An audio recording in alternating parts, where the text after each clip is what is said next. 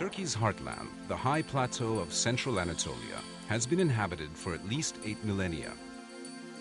Among its most famous regions is Cappadocia, mentioned in the Bible and known today for its eerie volcanic landscape and delicious local wines.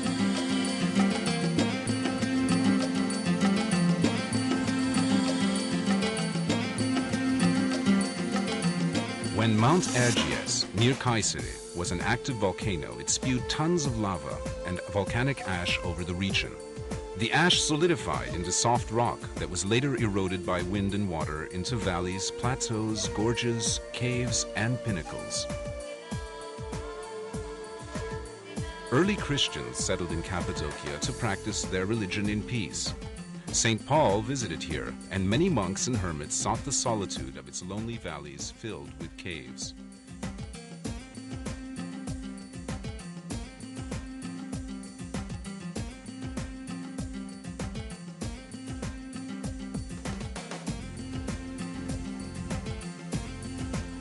Today, Cappadocia is Turkey's most visually striking region.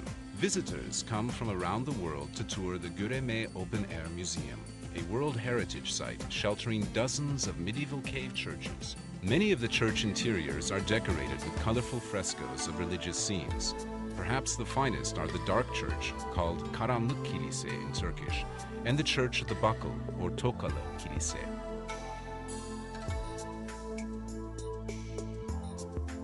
Not far from Göreme is Zelve, another open-air museum. 3 steep valleys come together to form this historic area, which is also filled with ancient cave churches and dwellings.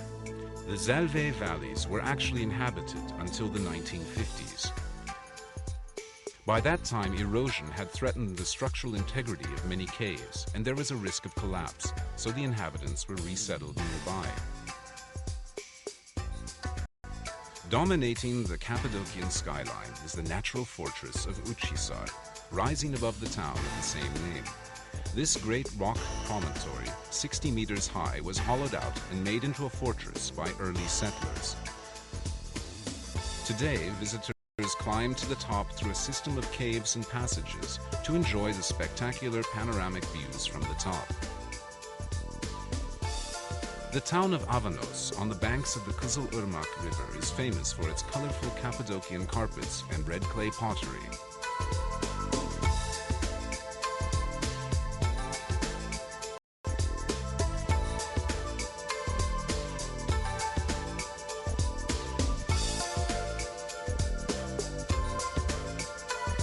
Among the strangest sights in this unusual region are the underground cities, vast labyrinths of tunnels, caves, and passages reaching 7 and 8 stories into the earth. They were inhabited during the 7th and 8th centuries by local Christians seeking refuge from invading Arab armies. 36 underground cities, large and small, have been discovered in Cappadocia. Each underground refuge has kitchens, wine and olive presses, dining halls, stables, sleeping rooms, storage areas, deep wells, ventilation shafts, and even churches.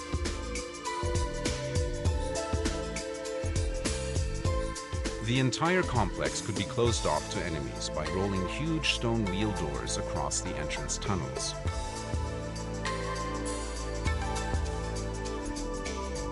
Konya, to the west of Cappadocia, was an important city in Roman times. During the Middle Ages, it was one of the chief way stations on the Silk Road, and also the capital of a flourishing empire established by the Seljuk Turks.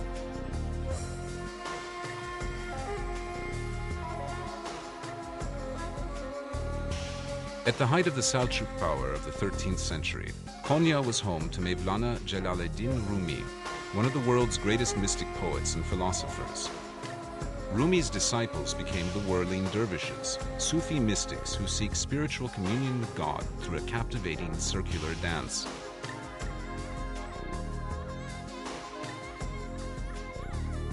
A common sight in Cappadocia are the caravanserais, great fortified structures built to encourage commerce along the Silk Road. Wealthy Seljuk Turkish benefactors, both men and women, provided funds to build them. They also provided daily food for caravaneers, fodder for the animals, mosques for worship, baths, and medical and veterinary care. Caravanserais were built about 20 kilometers apart, a day's travel by camel caravan.